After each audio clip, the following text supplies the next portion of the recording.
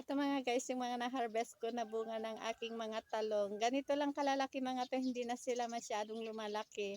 Kasi gugulang na 'pag hindi ko pa harvestin kaya, naka-harvest na naman tayo mga guys.